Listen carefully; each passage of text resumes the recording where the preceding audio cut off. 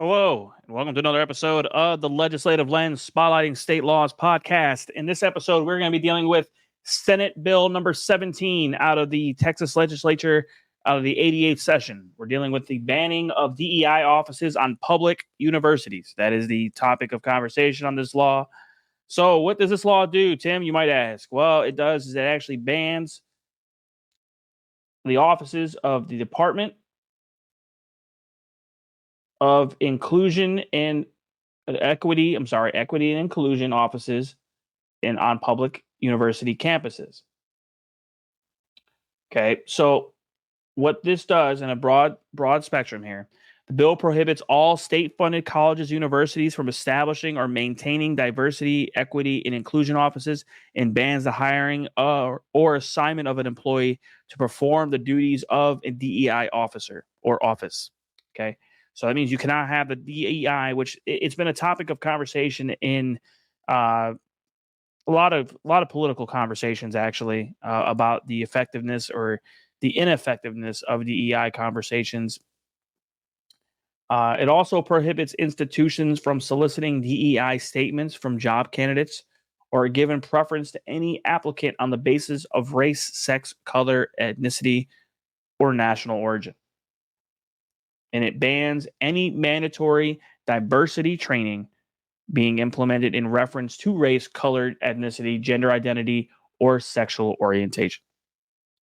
All right. A whole lot of words here. But let's talk about it. A couple things, how it's not impacted. A couple things that are not impacted. Senate Bill 17 does not impact student-led organizations at public universities. It also does not impact non-public universities such as Rice in the state of Texas. And only higher educational institutions fall under the bill. So public high schools, middle schools, and elementary schools cannot be impacted by this rule, by this law. Okay. Took into effect, signed into law on June 17th, and went into effect on January 1st. Also, universities of Houston and some other universities have already implemented changes and shared memos about how said changes will be done. Pretty much, this law is straightforward, as straightforward could be. It voted up on party lines. And I think a lot of the argument here into this law, against said law, is the host of this podcast doesn't want to get into the emotional part of this argument, because I think at its core foundation is that we are all human beings and we all wish to be treated the same with respect, dignity across the world. Doesn't matter where you're from. But at its seriousness here, to have certain things be, I would say, taught to you or at an educated level try to be presented to you, it is pretty worrisome. Okay.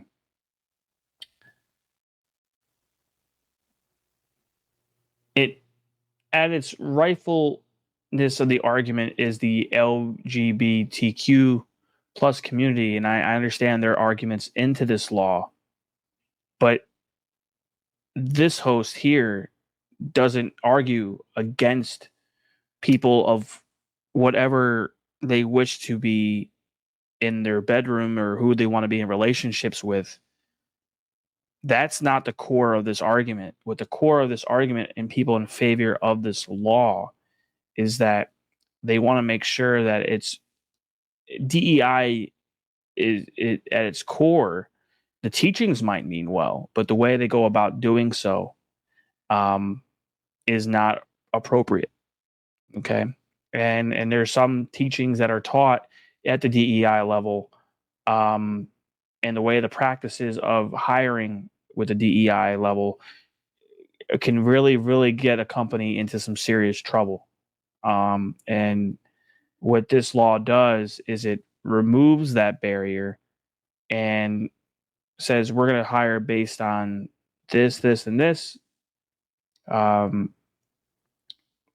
Also, to be clear as well, The Texas Higher Education Coordinating Board will measure the impact of the law twice a year to see exactly the impact of the law, and they'll begin actually giving their findings here every 6 months. And so it's not a discriminatory law at its core. It's meant that people be treated fairly, I think, universally across the board. Does not, you know, I don't know how else to explain it to a lot of people, but as a host of a podcast, um, it is truly a difficult conversational piece, but at its topic needs to be talked about.